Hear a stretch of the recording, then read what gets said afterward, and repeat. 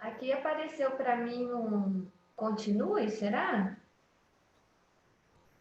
Bom dia, você está no Café com o Presidente. Meu nome é Antônio Melo Martini. Essa é uma live da OAB Mogi Guaçu. Essa live nasceu porque toda sexta-feira nós recebíamos advogados e os populares na Casa do Advogado Mogi Guaçu, onde a gente tomava um café, tratávamos de assuntos da classe e atendíamos a população. Com a pandemia, nós não pudemos mais fazer isso, então criamos essa live para manter esse contato com os advogados e com a população.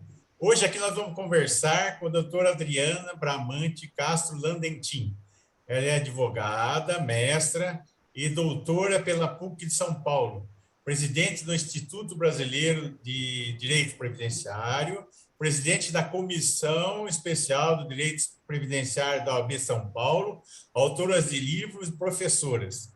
E abordará o tema aqui hoje, aposentadoria especial após a reforma. Bom dia, doutora Adriana, tudo bem? Já agradeço imensamente a sua disponibilidade de estar hoje aqui. Bom dia, doutora Antônia. Eu que agradeço a oportunidade desse café com o presidente. Prazer enorme. Pena que eu vou sentir o cheiro. Vamos imaginar que a gente está sentindo o cheirinho do café, que ele está coando, e que a gente está aí numa reunião presencial com bolinhos deliciosos aí de Mogi. E para mim é um prazer enorme estar aqui com todos vocês. Muito obrigada, viu? Nós agradecemos.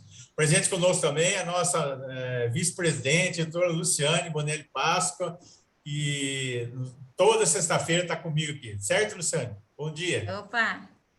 Não tem o café com aquele cheirinho, mas a gente inventa o cheirinho do café, né? Bom dia a todas, todos, né? Porque a gente tem o Dr. Miguel. Muito obrigada, Diane, por aceitar esse convite, né? É uma honra ouvir, né? Eu assisto suas lives aí, Instagram afora, vejo todo o seu trajeto aí, está sempre tentando conseguir coisas boas para não só para os advogados, mas acho que para toda a população, porque é esse o intuito, né? Do direito previdenciário, é correr atrás do direito daqueles que necessitam, e a doutora está sempre lá na frente, indo para Brasília, tentando conseguir tudo que dá para a gente ajudar o pessoal aí. Muito obrigada pela sua presença. Presente também conosco a doutora Rafaela Amaral Basso, advogada, especialista em direito previdenciário. Bom dia, doutora Rafaela, tudo bem?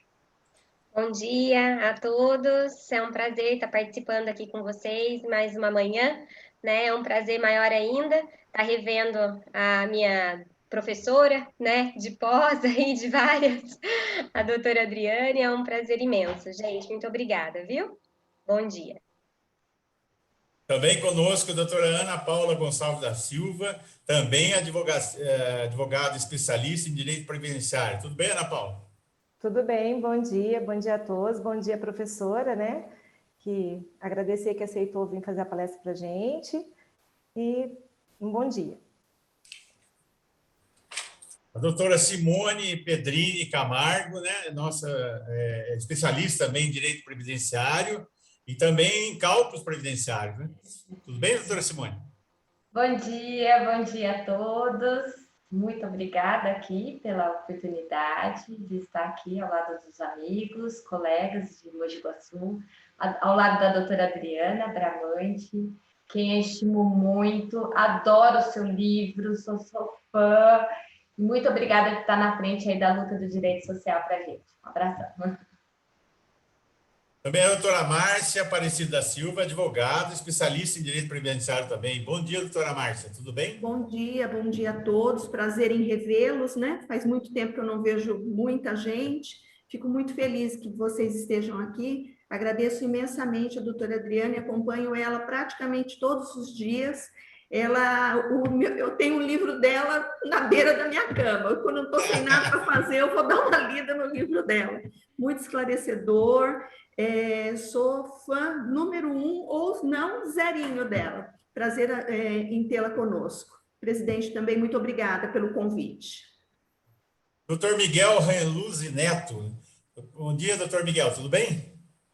Bom dia a todos. Agradeço o convite, agradeço a presença da doutora Adriane. e espero tenhamos uma discussão muito boa aqui, com muito conhecimento, tá? Agradeço a todos mais uma vez e bom dia a todos, tá bom?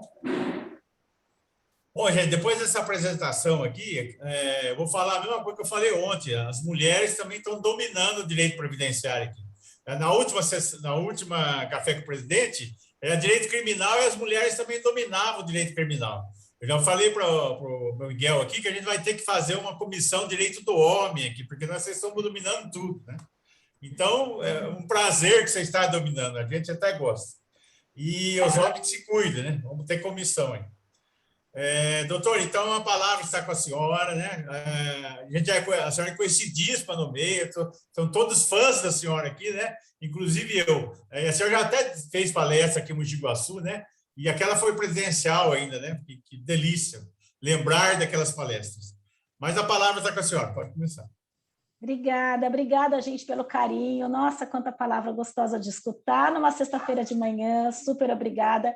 Vocês sabem que a gente fica nessa briga, nessa luta, a gente vai para Brasília, faz isso, faz aquilo, e eu confesso que às vezes dá uma vontade de largar tudo, de contar até 10, de sumir, porque a gente vê tanta injustiça, né? E a gente vai lutando e cada dia tem dia que a gente desanima, acorda e fala assim, meu Deus, eu não quero mais isso, eu, né, quero ir embora.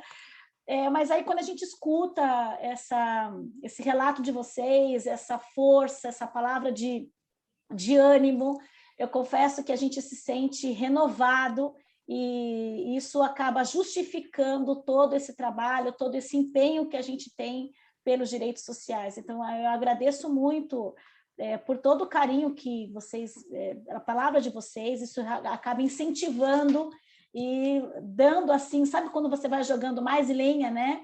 Para que aquele fogo continue ali, não apague nunca. Então, muito obrigada pela força e pelas palavras. Vamos falar agora de aposentadoria especial, né, gente? Eu separei aqui, eu fiz um slide, eu vou passar o slide, depois a gente fica aí, como é um café, vamos fazer um bate-papo para a gente poder realmente tirar as dúvidas e a intenção é ter uma interação com todos vocês para que a gente possa ter realmente um bate-papo, tá bom? Eu vou compartilhar aqui a tela, depois, doutor Antônio ou doutora Luciana, eu encaminho os slides para vocês, tá? Para que vocês possam encaminhar para os colegas.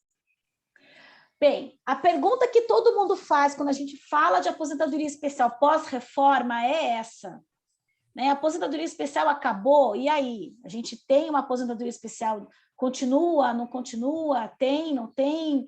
Nós temos ainda, podemos esperar alguma coisa depois da emenda 103? Então, é um pouco disso que a gente vai explicar, vai falar um pouquinho sobre isso. Claro que ela não acaba, mas aquela aposentadoria especial que nós tínhamos e que foi criada em 1960, ela acaba em 2019. Aquele modelo de benefício de especial acaba em 2019. Nós temos uma especial, sim, mas o novo modelo de especial criado pós-emenda 103, ele é diferente, ele tem fatos geradores diferentes, regras diferentes, ele realmente traz um novo conceito de aposentadoria especial, inclusive com novos fatos geradores, que não os mesmos daquele anterior. Então, para a gente falar um pouquinho da história de como fica pós-reforma, a gente tem que estudar como é que surgiu essa aposentadoria especial para que a gente chegue nesse pós-reforma. Então, essa é uma aposentadoria que ela foi instituída pela Lei Orgânica da Previdência Social, a Lei 3.807 de 60, e naquela época era uma aposentadoria que exigia 50 anos de idade e era destinada aos segurados que trabalhassem durante 15, 20 ou 25 anos. Então, assim, a primeira coisa que a gente tem que observar é o seguinte, esses 15, 20 e 25 anos, ninguém sabe de onde saiu.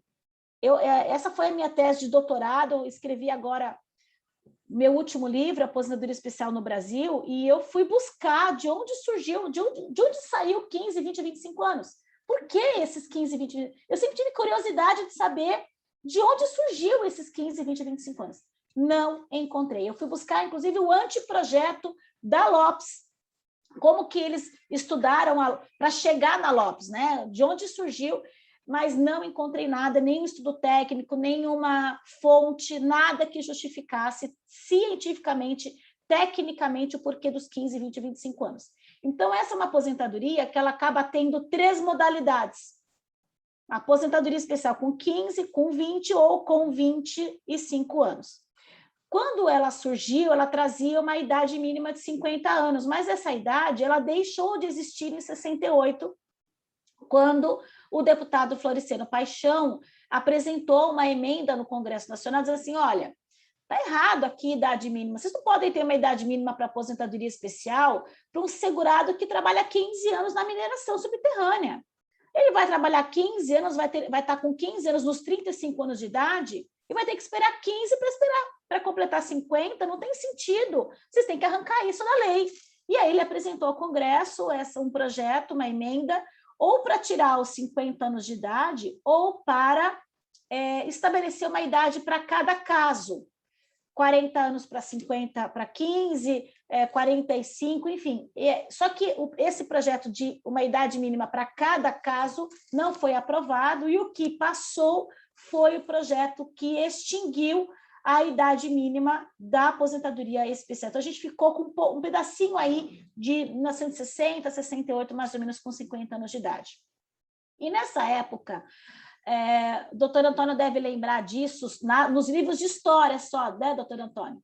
De que na época de 1960, a gente vivia um momento de grande industrialização.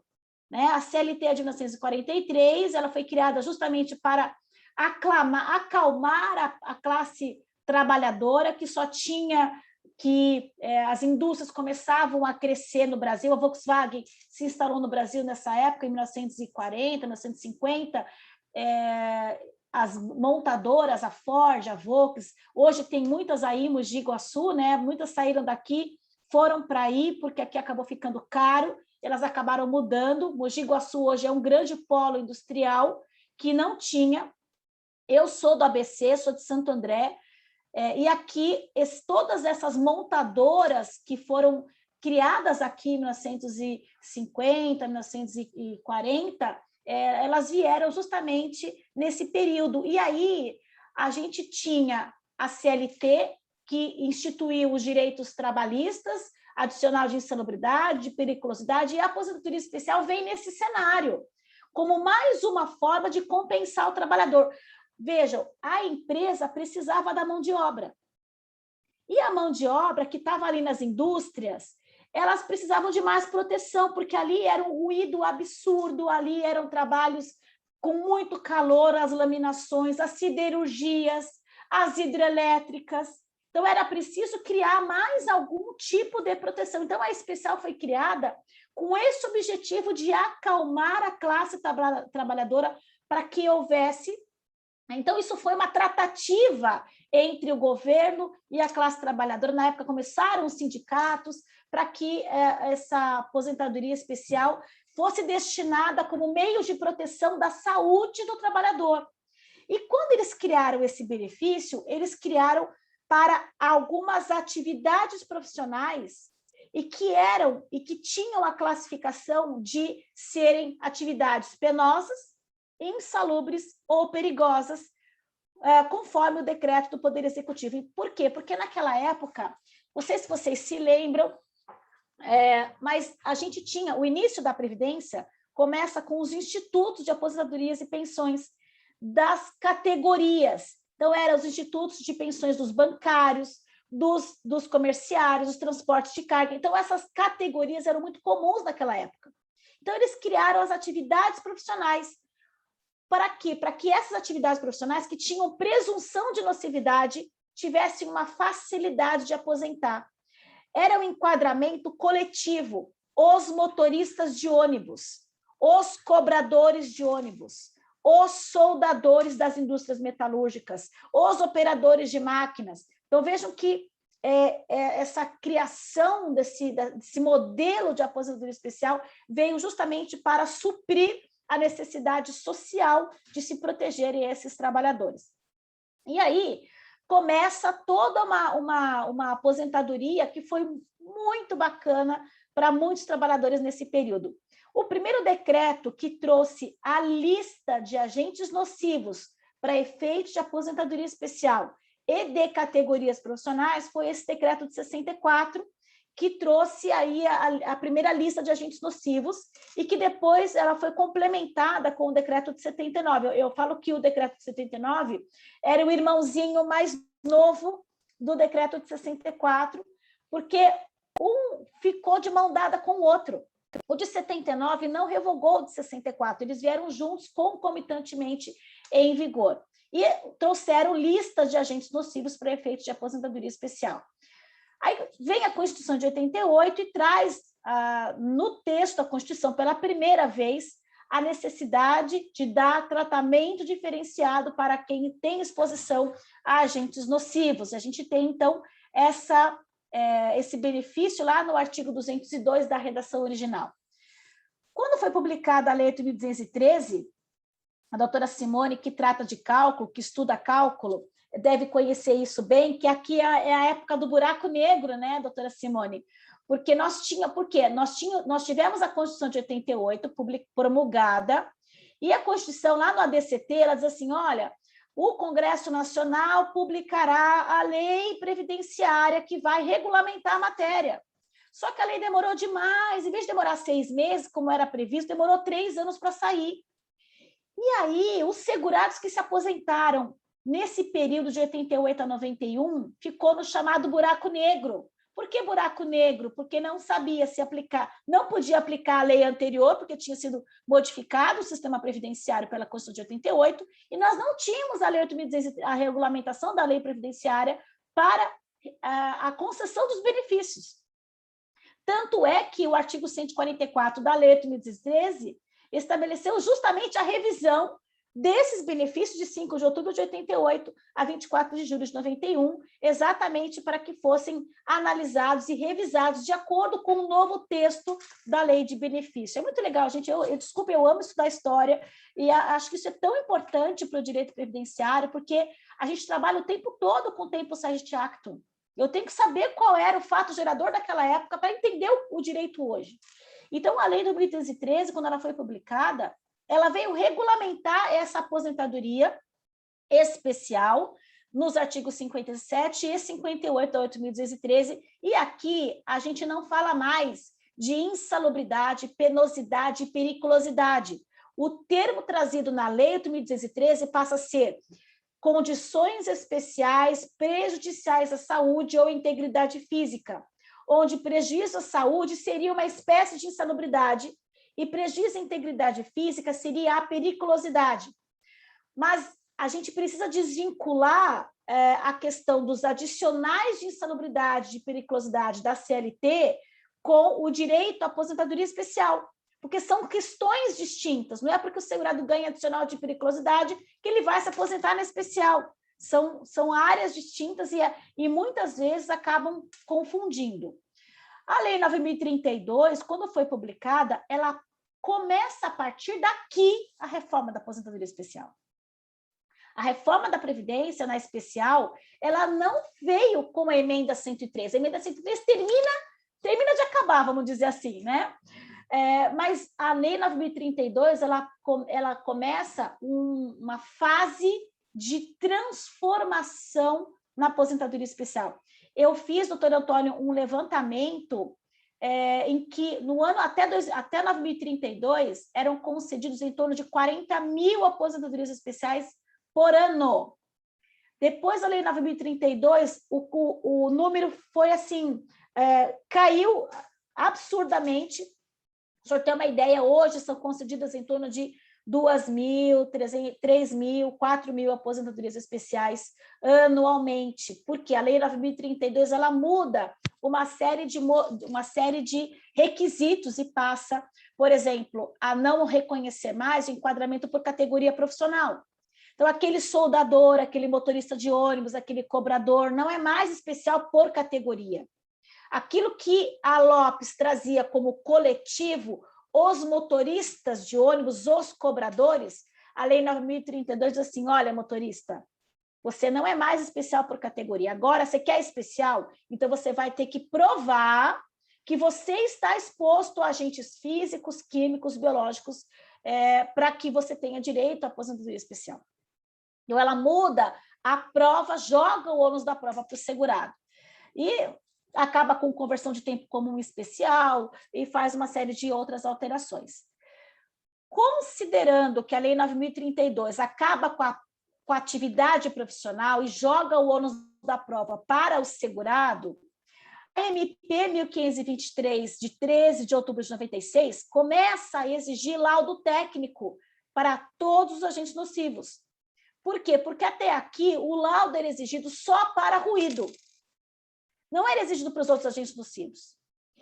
E a partir de 96, a prova deixa de ser apenas documental, com aquele chamado SB40, DSS 8030, e passa a ser exigida a prova com LTCAT. Então, as empresas começam a ser obrigadas a confeccionar o seu LTCAT, independentemente do PPRA, que é o Programa de Prevenção de Riscos Ambientais, lá do Direito do Trabalho.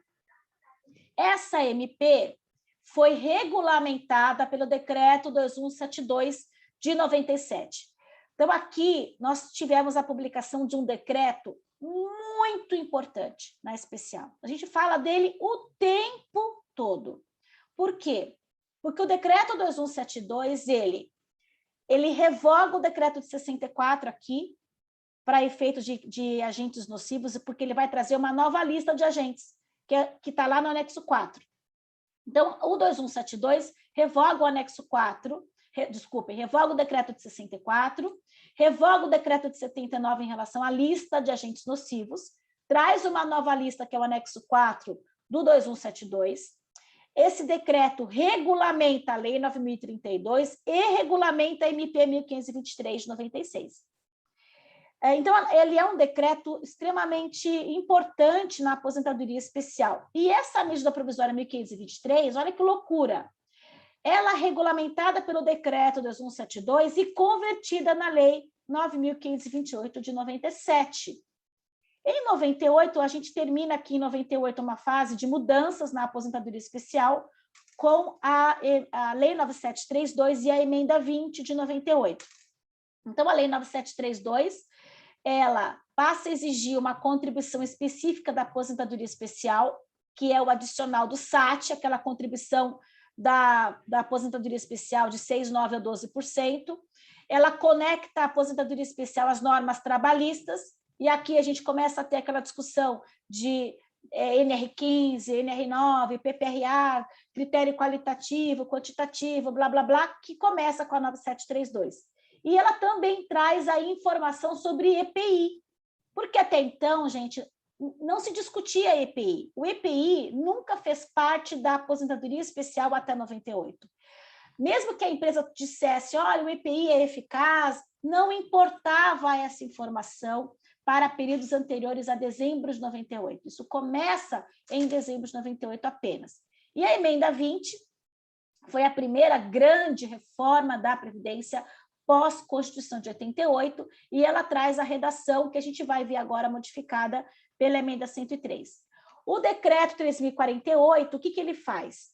Ele, mais uma vez, ele repete a lista do anexo 4 do Decreto 2172. Então, o Decreto 2172 ele fica vigente só por 2 anos, entre 97 e 99, porque em 99 o Decreto 3.048, que veio para regulamentar a Emenda 20, aproveita e cria uma nova lista de agentes nocivos que está hoje no anexo 4 do 3.048 de 99. Essa linha do tempo é muito importante. Por quê? Porque a especial ela é pautada no princípio tempus regit actum. Então, aqui a gente tem, essa semana, por exemplo, a gente fez uma sustentação oral na Junta de Recursos e o conselheiro não reconheceu um tempo especial de um período de 91 a 95, porque ele disse que não tinha responsável técnico para agente químico. Ele errou. E qual é o principal erro? Eu vou buscar a empresa o responsável técnico porque a empresa não forneceu? Não. Ele errou porque de 91 a 95 não exigia laudo técnico para agente químico. Então, se não exigia laudo técnico, eu não tenho que juntar o responsável técnico para um período que não existia laudo, que a lei não determinava. Então, a primeira pergunta que vocês têm que fazer para vocês, quando vocês receberem um processo, ou para analisar um processo, é: quando que isso foi publicado? Quando que o critério da permanência foi trazido para a lei? Quando que o EPI foi trazido para a lei? Quando que o laudo começa a ser exigido? Então, eu tenho que saber o critério temporal de cada regramento, de cada exigência do INSS, e isso acontece todos os dias. Você tem que olhar o PPP, a primeira coisa que você tem que olhar no PPP é o período de trabalho, porque aí aquele período vai comprometer qual regra eu vou aplicar naquele caso, naquele período, porque eu vou aplicar o Tempus Regit Actum. O último texto, então, da emenda 20 da Constituição, antes da emenda 103, foi essa permissão constitucional da emenda 20, que já era da Constituição de 88 na redação original, permitindo, em duas situações, tratamento diferenciados. Então, aqui, a gente tem a vedação a tratamento diferenciado, requisitos diferenciados para aposentadorias do regime geral. Mas a Constituição permite que, em casos de sujeitos a condições especiais prejudiciais à saúde ou à integridade física e aos segurados com deficiência, será dado a eles tratamento diferenciado. Então, é esse o ponto. Aqui, eu ainda tinha o prejuízo à saúde ou à integridade física. E o que é que a emenda 103 faz com tudo isso? Ela altera a redação principal do artigo 201, parágrafo 1º da emenda 103. Então, ela traz uma regra permanente, uma regra transitória e uma regra de transição. Na regra permanente, por que é uma regra permanente? Porque é aquela que está no texto da Constituição. Se vocês abrirem a Constituição hoje, vocês vão encontrar esse artigo. Tá? A redação da transitória e da transição está lá na emenda 103. Mas esse aqui é o texto que foi para a Constituição. Então, ele delega à lei complementar a possibilidade dessa lei complementar trazer idade e tempo diferente da regra geral. De que regra geral que ele está falando? Da regra geral de aposentadoria por idade. Porque a regra geral hoje, pós-emenda 103, é a aposentadoria programada com 62 anos para a mulher e 65 para o homem, com 15 de contribuição, ou 20 anos para o homem filiado após a emenda.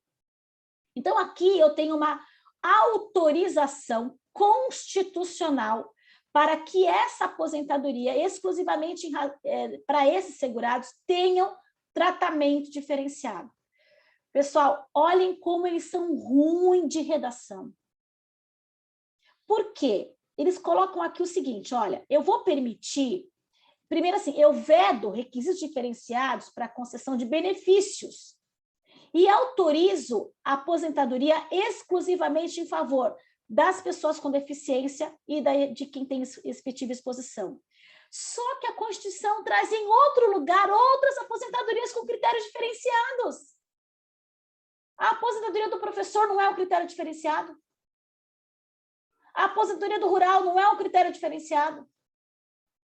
E não está aqui. Olha como eles são ruins de redação, porque eu tenho aqui exclusivamente em favor de, mas eu tenho lá no 201, parágrafo 7º e 8º, as outras aposentadorias com critérios diferenciados, também em razão de especialidade ou trazendo a eles uma excepcionalidade de regras. Essa redação da regra permanente, ela passa a exigir não mais condições especiais prejudiciais à saúde ou à integridade física, mas agora a redação passa a exigir efetiva exposição a agentes químicos, físicos, biológicos prejudiciais à saúde ou à associação desses agentes. Vejam que eu não tenho aqui mais o prejuízo à integridade física, ou seja, após a emenda 103, eu não tenho mais respaldo constitucional para aposentadoria por periculosidade. Mas o Congresso tem um projeto de lei, o PLP 245 de 2019, que traz a periculosidade, que traz o prejuízo à integridade física para vigilância, como sem arma de fogo, alta tensão e para produtos inflamáveis. Pois eu digo para vocês que, se aprovada essa lei complementar, ela já vai sair inconstitucional. Já tem uma DI do INSS ali prontinha para dizer que ela é inconstitucional, porque não tem previsão na Constituição de periculosidade. Então, para a gente validar uma emenda, uma lei complementar, nós precisamos de outra emenda que reinclua no texto da Constituição aqui o prejuízo à integridade física, e nós não temos neste momento. Tá? Então, aquele eletricitário pós-emenda 103, aquele vigilante pós-emenda 103, não tem respaldo constitucional para garantir a eles a aposentadoria especial. Aqui veda a caracterização por categoria profissional ocupação. Para mim, perdeu tempo o legislador de colocar isso aqui, porque a gente já não tem mais categoria desde 95, tá? Então, a gente passa a ter fatos geradores diferentes. Por quê? Até a emenda 103, a aposentadoria especial era a espécie do gênero aposentadoria por tempo de contribuição. E agora a gente passa a ter uma aposentadoria, especial passa a ser espécie do gênero aposentadoria por idade. E que agora, por que ela muda? Porque, vamos imaginar uma mulher que se aposente com 62 anos de idade, com 15 de contribuição. Por que ela vai se aposentar na especial com 60? Se 2 anos a mais, ela não precisa de PPP, não precisa de prova, não precisa de nada, e o cálculo vai ser o mesmo.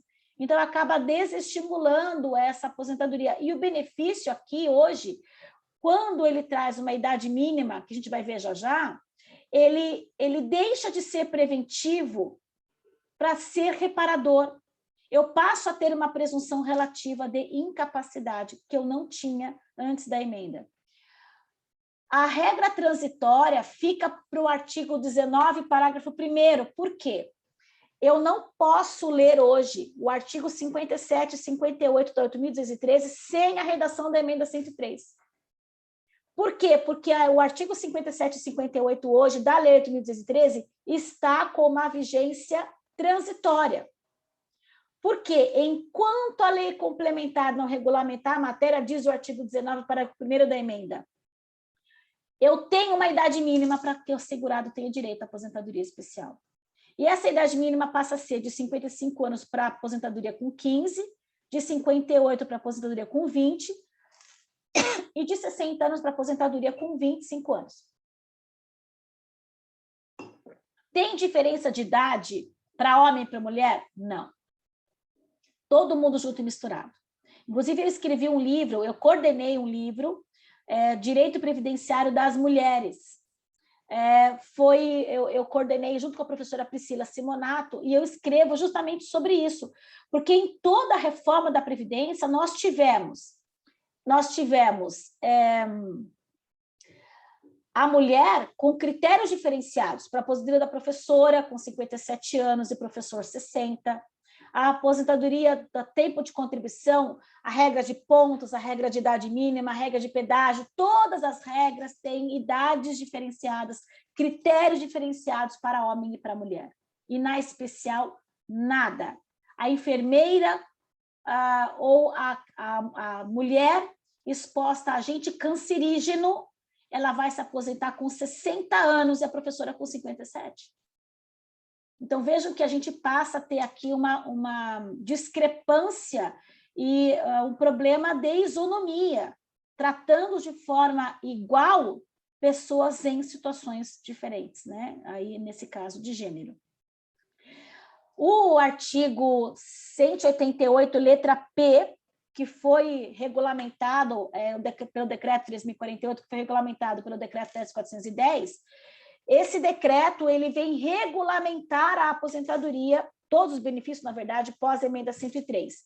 E, na especial, ele traz a exigência de que são os principais requisitos da especial, a permanência e essa efetiva exposição. E aqui, Vejam só, quando a lei fala, a Constituição fala efetiva exposição, nós temos que ler como efetiva exposição o EPI, se ele é eficaz ou não. Porque se eu tiver um EPI eficaz, eu não terei efetiva exposição. Vocês entenderam? Eu só terei a efetiva exposição a agente nocivo se eu provar que o EPI não foi eficaz. Porque se o EPI foi eficaz, o segurado não esteve exposto a agente nocivo. E se não é nocivo, não autoriza a ele o tratamento diferenciado para aposentadoria especial. Vocês entenderam? A Constituição autoriza tratamento diferenciado para quem se expõe a agente efetivamente nocivo à saúde. Se essa nocividade foi neutralizada por EPI, ela não foi nociva à saúde. Se não foi nociva à saúde, não está inserido não teria autorização constitucional para esse tratamento diferenciado. E essa efetiva exposição, ela vai se dar mesmo após a adoção de medidas de controle previstas na legislação trabalhista, e que essa nocividade não tenha sido nem eliminada e nem neutralizada. E aqui eu trago para vocês 2 conceitos importantes e distintos. Quando é que eu elimino um agente nocivo? Quando eu tiro esse agente da fonte produtora dessa nocividade. Por exemplo, na composição da gasolina, nós temos o benzeno. Ok? Vamos imaginar que eles consigam fazer uma gasolina sem benzeno. Então, eu tirei da fonte produtora da gasolina, do agente nocivo, do benzeno, da gasolina, do hidrocarboneto, eu tirei o benzeno. Então, eu impossibilitei, por essa ação, a exposição daquele trabalhador àquele agente nocivo. Então, isso é eliminar. Eu tirar a sílica dos trabalhos com sílica. Eu tirar o amianto das rochas amiantíferas, aí não seriam rochas mais amiantíferas, mas não usar ali o amianto. Então, isso é eliminar o agente. Não se elimina agente com EPI. Ok? Porque o EPI ele vai vir para neutralizar ou para reduzir a ação do agente. Por que eu não uso EPI para eliminar? Porque se eu não eliminei, então eu tenho que dar EPI. Vocês entendem o raciocínio, pessoal? Por exemplo, se vocês tiverem um PPP, que está escrito lá, exposição frentista, por exemplo, de posto de combustível, está escrito lá que ele trabalha com gasolina, e aí tem exposição ao benzeno. Aí você fala assim, e agora? Aí a empresa coloca assim, que forneceu máscara, luva, creme, todos os agentes nocivos, todos os EPIs. E agora, será que foi eliminado? Não foi eliminado, gente. Porque se tivesse sido eliminado, não tinha EPI. Porque o agente não estava lá. Vocês entenderam? Então, quando vocês tiverem um PPP, inclusive com agente cancerígeno, se tiver EPI, é porque não foi eliminado. Porque o EPI vem para neutralizar, para reduzir a ação do agente que já está lá, que não foi possível eliminá-lo na fonte. Então, ele sai da fonte, e aí, quando ele sai da fonte, ele tem que, no caminho desse EPI, ele tem que ser protegido ou por EPC, ou por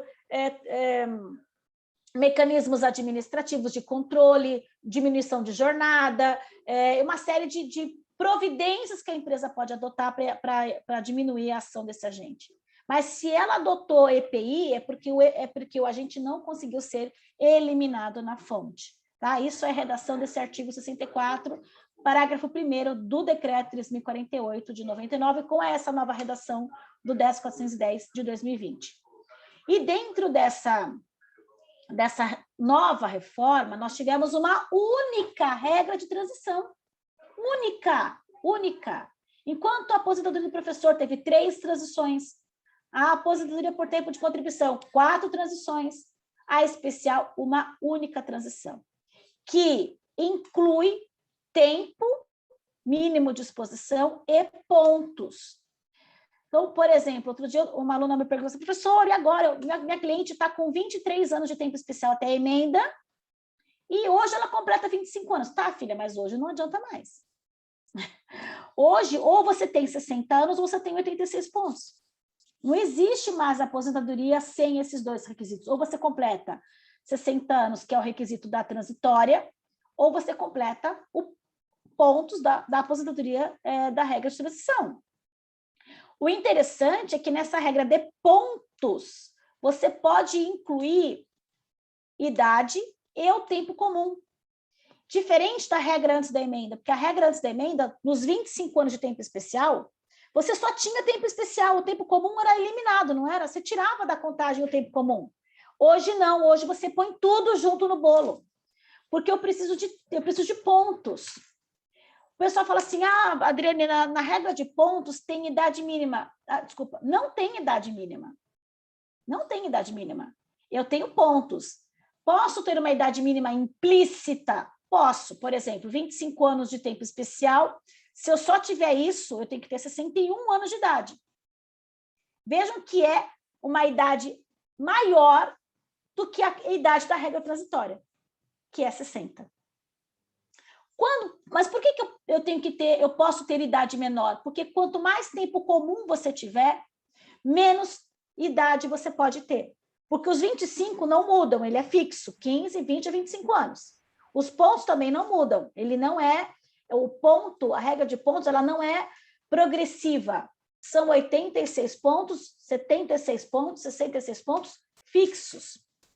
E aí o segurado consegue se aposentar, por exemplo, se ele tiver 25 anos de tempo especial, 5 de tempo comum, seja com tempo rural, seja dono de uma empresa, seja pagando como facultativo, qualquer tempo rural que ele tiver.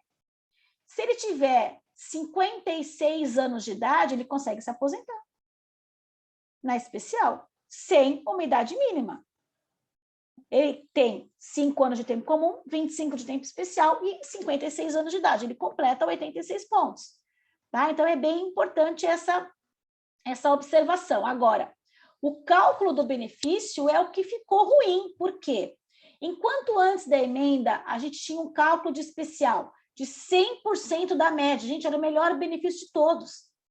Era 100% da média, sem fator previdenciário. Era o melhor benefício que a Previdência tinha.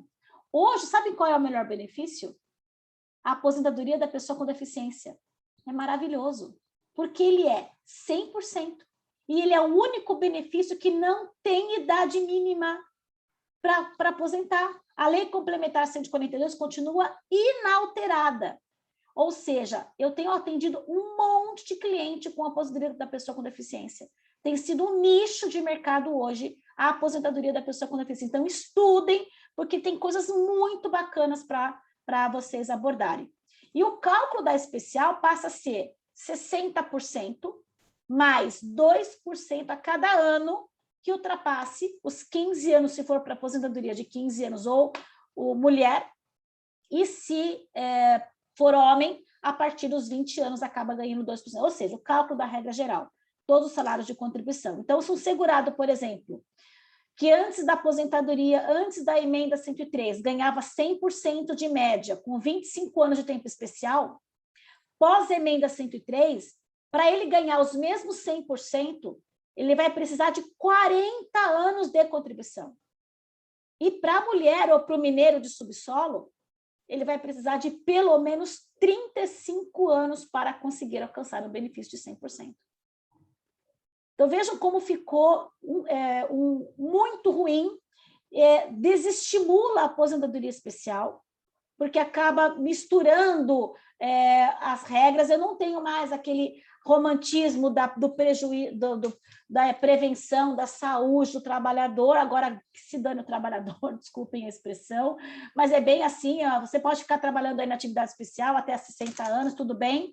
Se tiver emprego também, tudo bem. Se não tiver também, problema seu. Eu tenho muito cliente das metalúrgicas, né, das montadoras, Volkswagen, Mercedes, enfim. E aí, essas empresas não ficam com o trabalhador com mais de 55 anos. Mas não ficam porque eles estão lá desde os 14, 15, fizeram o Senai. funcionário, entraram na empresa com 14, 15 anos, com um aprendiz, e com 48, 49, já tem 30 anos de contribuição, mas não conseguem se aposentar, e vão apostar com 60 anos já doente e desempregados, porque as empresas não ficam com eles depois dos 55 anos de idade. Eles vão ter que ficar... Existe um limbo previdenciário aí, dos 55 até os 60, vamos dizer assim, estou sendo bem otimista, né? Dos 50, porque a maioria, nem com 50 anos, ele já é demitido, já fica desempregado. Então, a gente acaba tendo um problema muito grande com relação à empregabilidade desses segurados. E a conversão de tempo? A conversão de tempo também, a redação é muito ruim, mas a conversão de tempo passa a ser permitida apenas até a emenda 103. Então, eu posso converter o período especial em comum.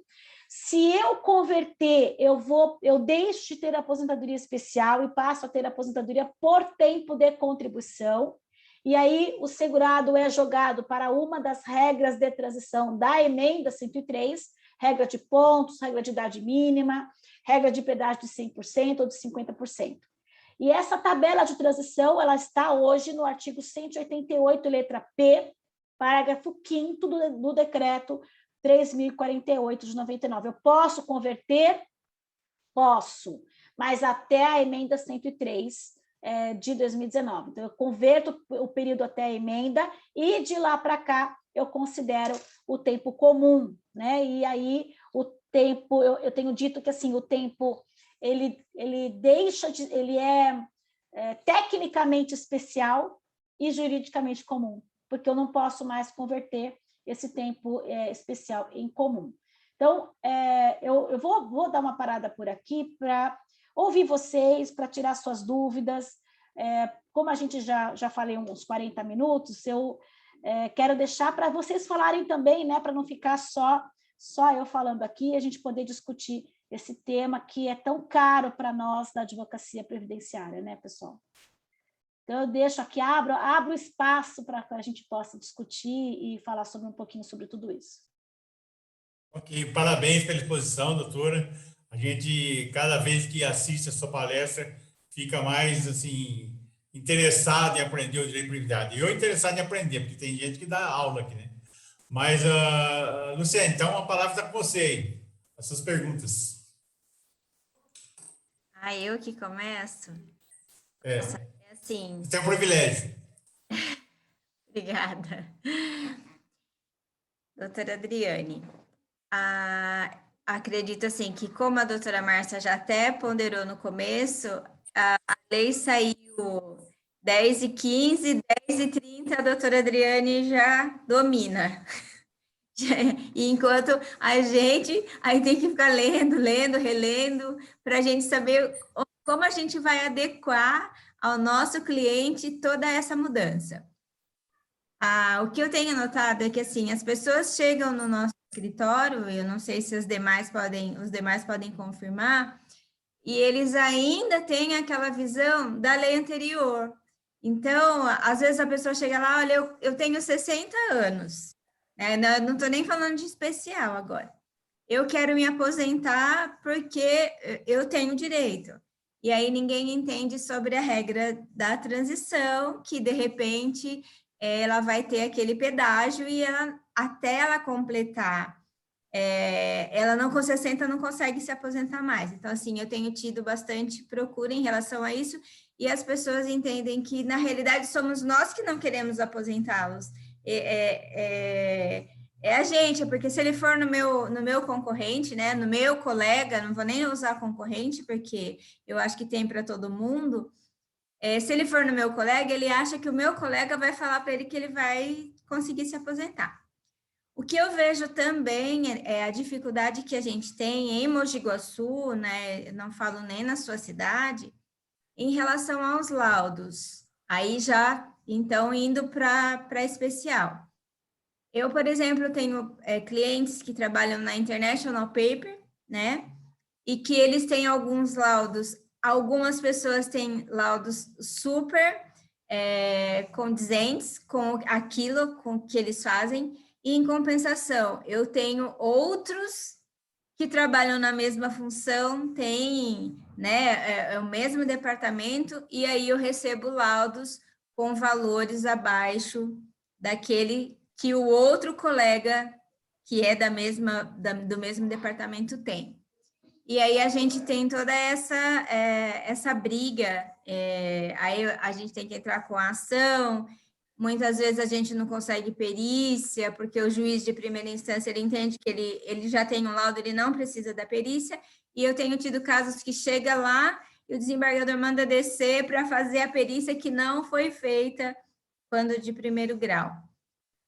E também vejo que a gente vai ter agora muita dificuldade, porque a gente não vai conseguir adequar as pessoas à aposentadoria especial, porque aí vem aquele lance do cliente que entende que ele também já tem o direito, né? E para explicar para ele que agora ele tem uma regra e que ele não mais se adequa àquela regra anterior, então a gente tem muita dificuldade. Assim, estou expondo tudo isso porque, assim, eu não sei o desfecho dessa história. Porque como a gente tem esse... Então, a gente teria que fazer, como a doutora expôs lá no começo, a gente também vai ter que aprender a história, né? Porque a gente teria que adequar cada um na sua história. Porque aí também vem o problema do laudo. O laudo foi emitido, ele não me apresentou um laudo. E naquela época não precisava desse laudo, era a função dele. Então, tem alguma coisa que a gente possa, assim, se utilizar, né, para conseguir, pelo menos, que o juiz entenda que ele precisa fazer uma perícia, que, de repente, eu consigo voltar ele para a regra anterior, porque lá na regra anterior ele já complementava. O meu problema, pelo menos o meu em Mogi Guaçu, são os laudos, que são muito mal elaborados. Então, eu não sei se existe forma de achar uma solução. Obrigada, doutora Luciane, pelas suas palavras, pelos seus apontamentos muito, muito relevantes. De fato, a gente percebe hoje, eu tenho dito, doutor Antônio, que os clientes de hoje são diferentes dos clientes de 20 anos atrás. Antigamente, a gente falava assim, olha, seu processo está em andamento. Ah, tá bom, doutor, obrigada. Hoje, o cliente que chega no escritório, ele já procurou o Google, ele já entrou no site do meu INSS, ele vem com a simulação que o INSS fez, que ele não entende, porque ele fala assim, mas aqui está falando que falta um ano. Falta um ano para completar os 35, mas aí tem que ter o 35 pontos, 35 idade, então ele não consegue ler a simulação, ainda bem, né, porque ele vai procurar um advogado. E assim, é difícil, porque existe hoje no YouTube, na internet, enfim, nas redes sociais, muitas fake news.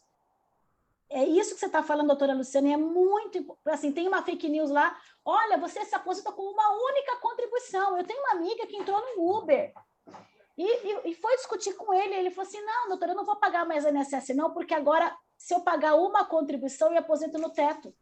E ela tentou explicar para ele que não é nada disso. Aí ele quase xingou, ela falou assim, mas a senhora não sabe de nada. Exatamente, a senhora não sabe de nada.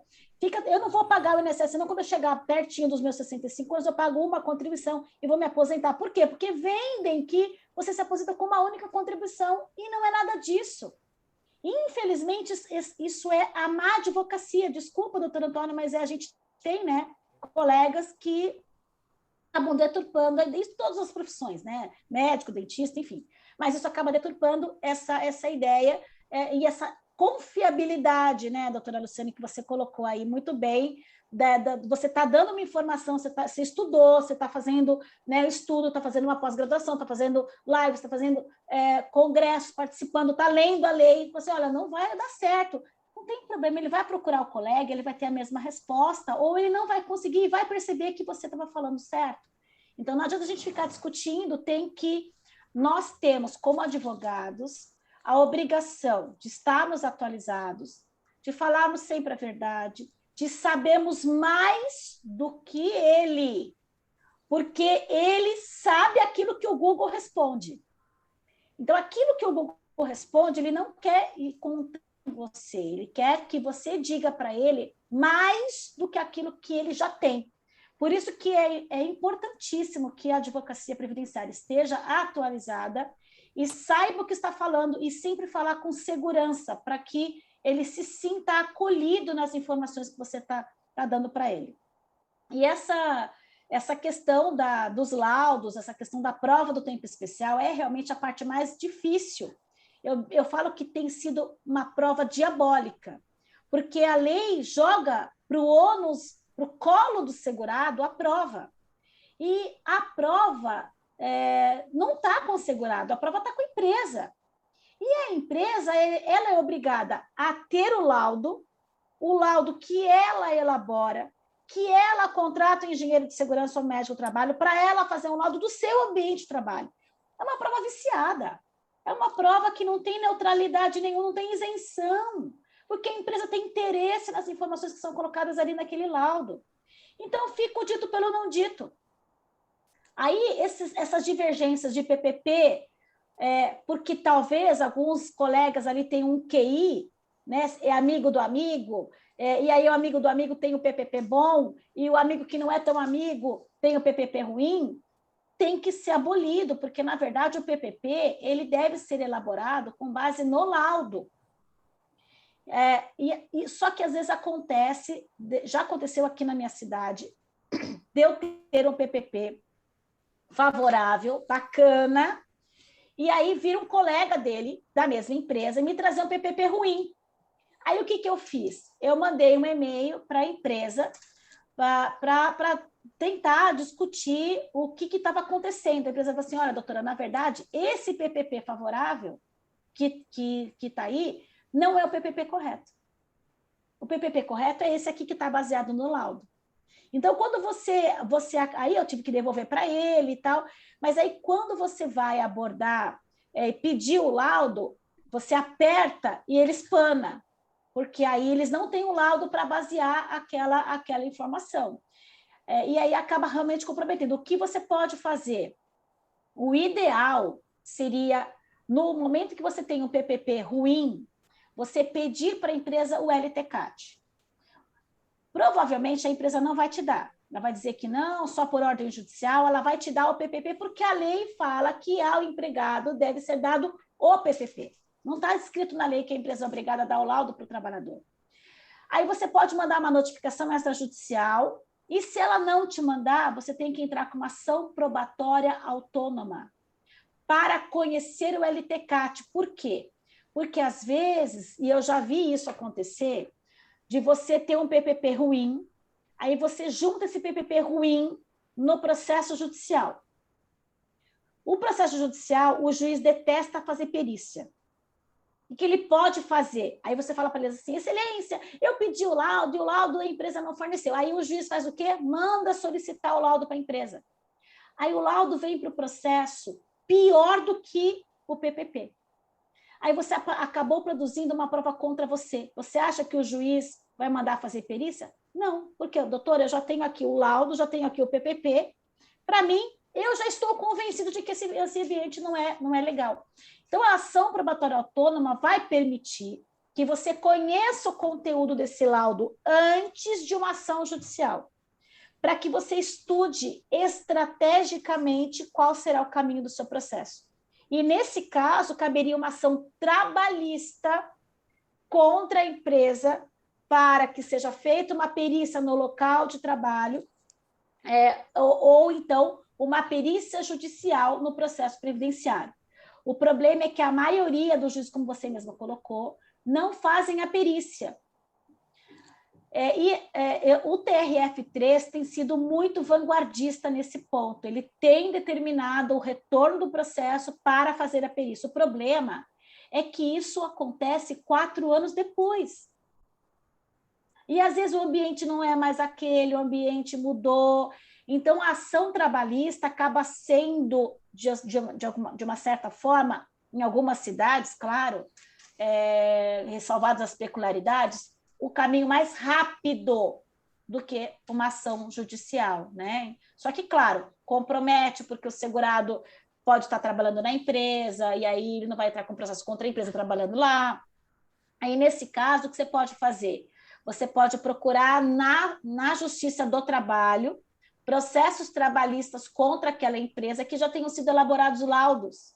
E aí você usa como prova emprestada, e inclusive o INSS, no artigo 261 da IN 77, permite que se utilize laudos de ação trabalhista, ainda que o segurado não tenha sido reclamante. Então, é possível você usar estrategicamente essas provas, tá bom? Espero ter respondido. Obrigada, a sua pergunta. viu? Imagina. Boa dica. Obrigada. Eu tenho uma pergunta aqui da doutora Ana Carla. Poderia comentar sobre o reconhecimento de tempo especial dos profissionais autônomos? Sim, Ana Carla, ótima pergunta sua. Os profissionais autônomos são hoje os chamados contribuintes individuais e que o INSS reconhece como especial até 28/4/95. O INSS não reconhece o autônomo, o dentista, o médico, a partir da Lei 9.032 de 95. Como é que você faz essa prova? Depois dessa data, né? Primeiro, eu não preciso de PPP. Não preciso de PPP para contribuinte individual, nem para período anterior a 95, nem para posterior. Você vai precisar de prova documental. Que tipo de prova? Ela colocou aí, por exemplo, um dentista. Declaração do CRO, do CRM, se for médico, as fichas dos pacientes, 2, 3 por ano. Então, 2 ou 3 de 85, 2 ou 3 de 86, 2 ou 3 de 87, 2 ou 3 de 88, 3 por ano. A prova deve contemplar todo o período de trabalho do segurado. Ok? Você pode juntar fichas, notas fiscais dos produtos odontológicos, notas fiscais dos produtos do raio-x, da manutenção do raio-x, provas do imposto de renda, alvará de funcionamento, todas as provas documentais desse consultório e desse período de trabalho. Depois disso, você pode pedir para esse médico, para esse engenheiro, fazer um laudo técnico, contratar uma empresa de saúde e segurança do trabalho para fazer um LTCAT no consultório desse dentista. Aí você passa a ter a prova técnica e também a prova testemunhal. O INSS não aceita após 95, nem o CRPS também não aceita após 95. Isso é uma possibilidade apenas na justiça. E eu não recomendo que vocês entrem com processo de contribuinte individual no Juizado Especial Federal. Ele é péssimo para contribuinte individual, inclusive ele não reconhece, ele não reconhece contribuinte individual, só se você tiver uma demonstração técnica de que o EPI não foi eficaz. Então, eu recomendo o TRF3 aqui, é muito bom para contribuinte individual, que vocês entrem com pedido administrativo e depois com ação judicial na Justiça Federal, tá? Professora, se eu puder... Claro, só pode falar. Posso falar? Pode falar, pode. Na verdade, só para retomar a questão até da necessidade, né, quase 100% dos casos de realização de perícia, né, justamente por essa dificuldade de obter documentos que condizem mesmo com a realidade laboral do segurado, né. Nesses casos, o que está acontecendo, isso agora eu digo com os meus processos, né? Antes, óbvio, era até mais fácil na justiça comum, pela justiça delegada, a gente realizar essas perícias, era mais fácil. Hoje eu tenho esperado mais na fase administrativa para atingir um valor da causa acima de 60 salários para não ter ir para o juizado, né? Então, isso é um outro aspecto, embora a gente teve agora aquela decisão que a doutora... Sim, o TRF1, sim. Que foi, né, um suspiro, né, uma chance, né, da gente não ter as questões julgadas ali. Então, nessa questão ainda da necessidade do laudo, antes na competência delegada, praticamente todos os meus processos eu acabava levando para perícia. E óbvio que a perícia acabava, né, afastando e lidindo aí os documentos e provando mesmo a especialidade das atividades. O que está acontecendo? O INSS está recorrendo e está indo até a última instância. E no TRF, eles estão conseguindo suspender os processos com base nos recursos... Tema 1083 e tema 1090. Sobre a comprovação extemporânea da situação jurídica consolidada em momento anterior, né, do direito adquirido do segurado. Então, na minha opinião, na verdade, a tese é a seguinte, que o STJ está nesses recursos de representativo de controvérsia, que a comprovação extemporânea da situação jurídica consolidada em momento anterior não tem o condão de afastar o direito adquirido do segurado. Não, isso não está sobrestado. Direito ao benefício. No isso momento não estava no juizado, que é o tema 208. Está acontecendo no TRF3, em todos os meus processos. Aí ele está embargando, eu estou tendo que responder aos embargos, dizendo que, na realidade, não se aplicaria, né? Primeiro porque, na minha opinião, eu acho que é uma discussão para cumprimento de sentença, porque seria uma discussão para termo inicial do benefício, claro, né? Seria da DERS, seria da juntada do laudo, enfim. Não do direito em si, né? Porque não afasta a legitimidade do laudo, né? Não. E tá barrando, e ele tá indo assim, ele tá indo com agravo, ele tá indo interno, ele tá indo com embargos, ele tá indo com recurso especial extraordinário só para atrasar. Ele quer, ele quer, veja só, doutora, eles estão preparando a Câmara para afetar como eles querem que afete, ainda não foi afetado. Ah, sim. Verdade, sim. Eles estão preparando os processos para que haja essa afetação, porque eles querem discutir essa questão da extemporaneidade a nível de repetitivo. Porque como foi afetado isso tem julgado, o tema 208, que foi transitado agora, dia 26 de julho agora de 2021, trata exatamente desse ponto. Eles conseguiram isso na TNU.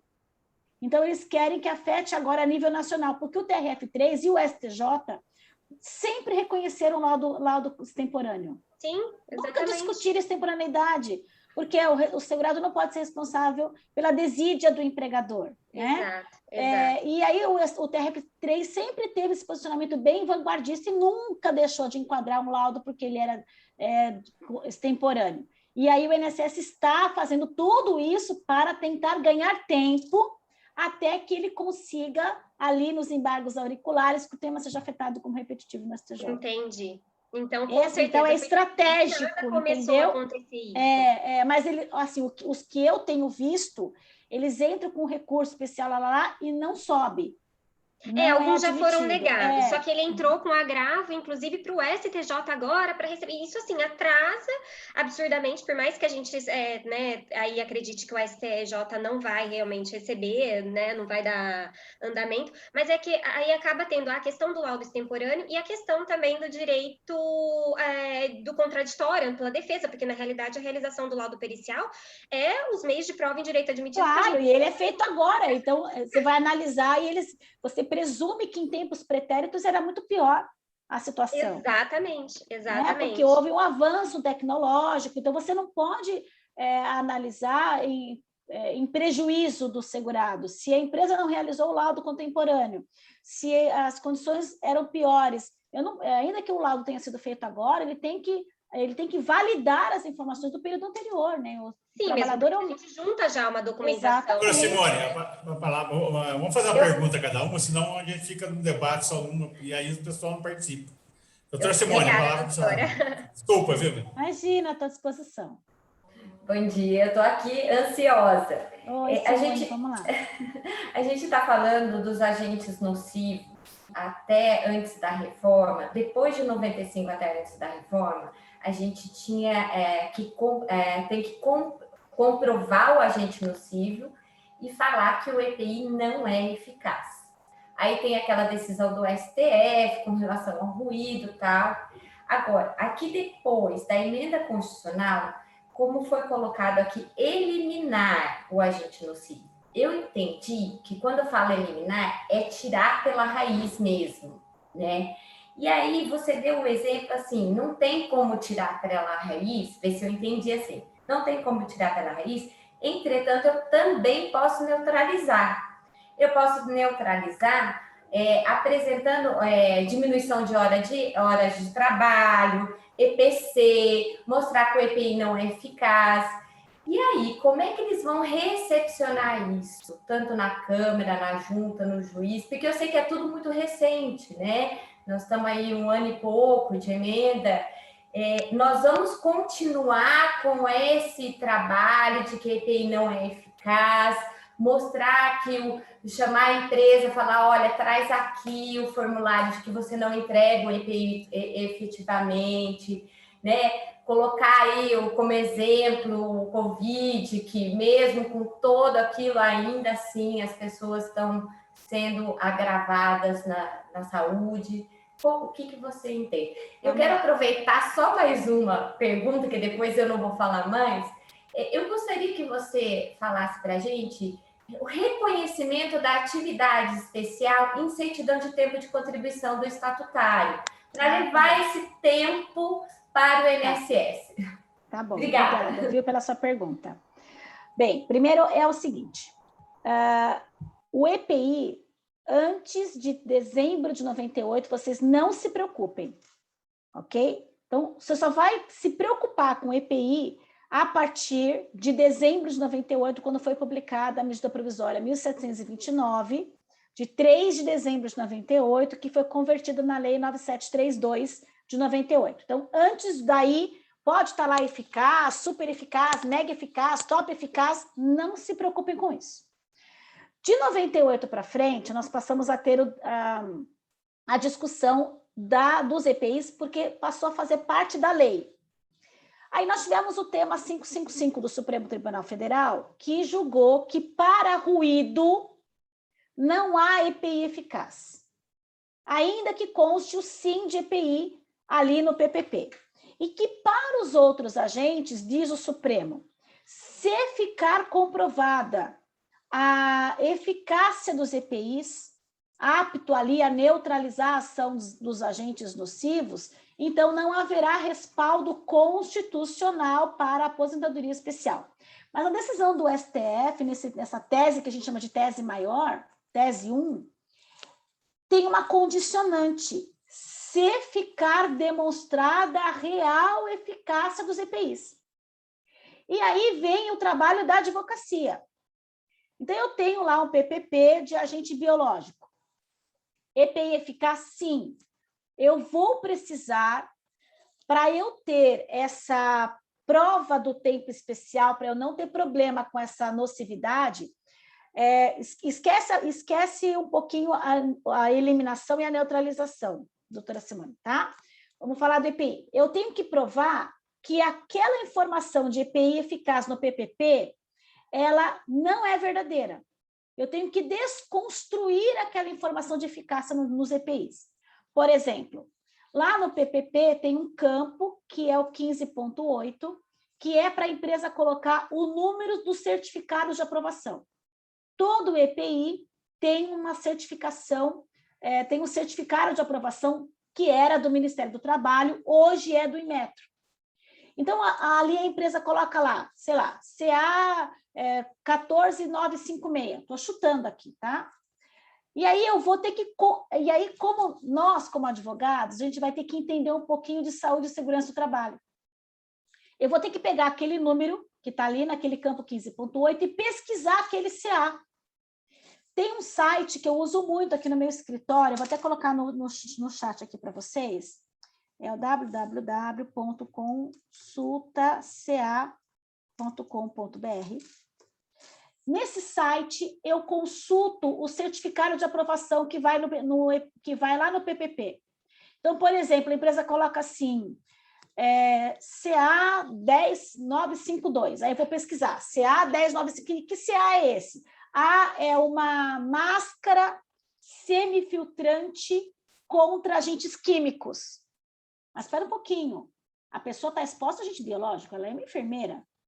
Então, esse certificado de aprovação, ele foi aprovado para proteção contra agentes químicos.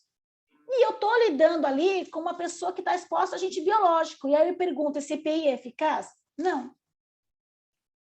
O tema 213 da TNU, ele traz uma listinha do que você pode impugnar. Então, você pode impugnar o certificado de aprovação. Geralmente, às vezes, o certificado de aprovação está vencido. Às vezes, o certificado de aprovação não é condizente com o período de trabalho do segurado, ele está fora do período de trabalho do segurado, então não dá para você dizer que aquele CA foi fornecido. E aí a gente tem que fazer essas análises. Por exemplo, outro dia eu peguei um caso de um segurado que teve exposição a agente químico e a empresa forneceu creme protetor e luva. Mas o agente químico, o principal meio de acesso ao organismo humano é pelas vias respiratórias. O que adiantou ele ter luva e creme protetor se ele não tinha máscara? Esse EPI vai neutralizar? Não, ele vai diminuir, mas ele não neutraliza. Então, é isso que a gente precisa, tecnicamente, analisar, para que a gente não tenha nenhum problema em relação a essa questão, e compete ao advogado. Só que, assim, estrategicamente, vocês não precisam se preocupar com o EPI na via administrativa. O INSS não indefere por causa de EPI. Ele indefere por 1000 outras coisas, por causa de permanência, por técnica utilizada, por outras coisas, mas não porque assim, a incidência de indeferimentos por EPI é muito pequena. O Conselho de Recursos também não nega por causa de EPI. Não nega. O Conselho de Recursos tem um enunciado número 12, que ele fala que deve ser o simples fornecimento de EPI não é suficiente para descaracterizar o tempo especial, porque deve ser avaliado todo o ambiente de trabalho. A discussão de EPI está na Justiça, e inclusive com um tema afetado como repetitivo, que é o tema 1090, que está mandando, sim, sobrestar todos os processos de especial, por causa dos EPIs. Então, o INSS vem trazendo essa discussão de EPI na via judicial, por isso eu recomendo a vocês que percorram a via administrativa antes de ingressarem com a ação judicial, até evitando a ação judicial, se possível, porque se você entrar com a ação judicial agora, você corre o risco de ter o seu processo parado, sobrestado, aguardando decisão do tema 1090, sabe Deus por quanto tempo.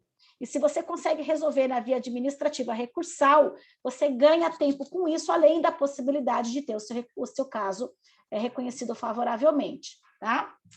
Então, essa discussão de eliminação, neutralização, que eu trouxe ali, doutora Simone, é mais para vocês entenderem o conceito, mas dificilmente um EPI consegue ser neutralizado com um agente nocivo, consegue ser neutralizado com EPI. Às vezes você diminui a ação, mas a neutralização total é muito difícil, porque tem que estar presente todos os requisitos da NR6.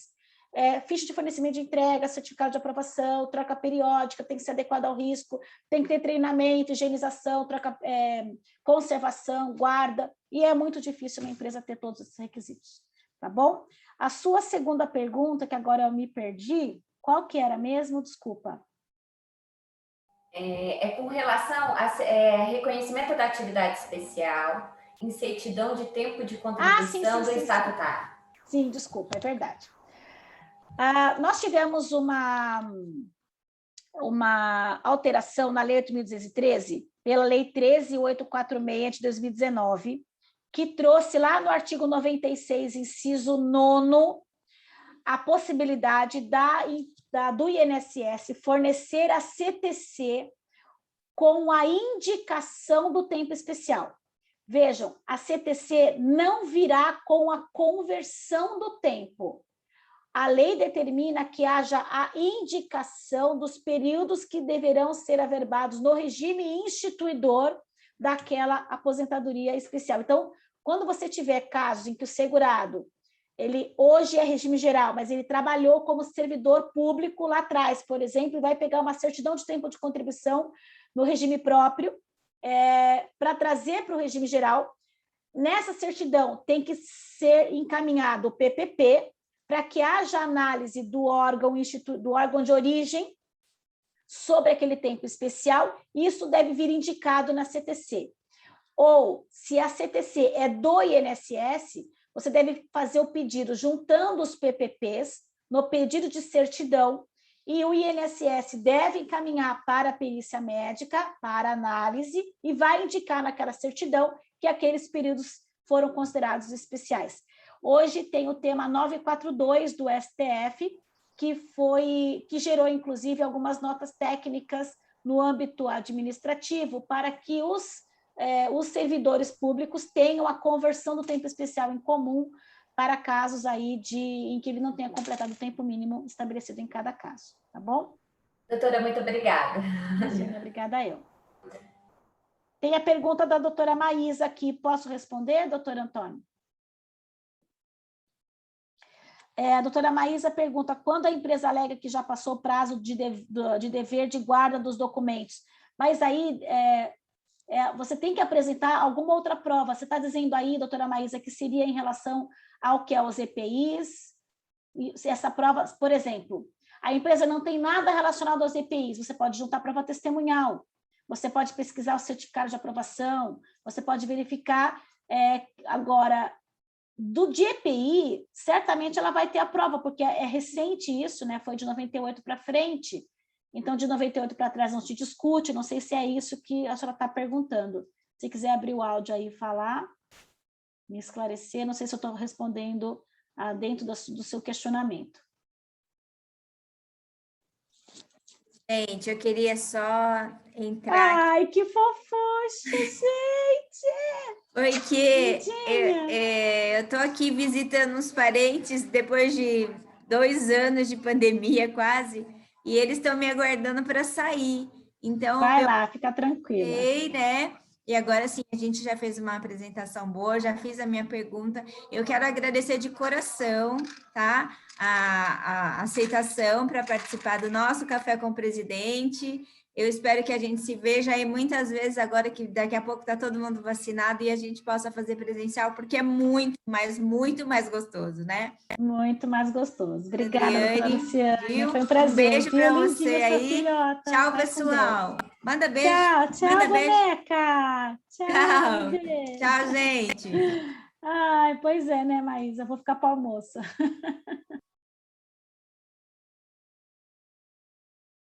Está sem áudio, doutor Antônio.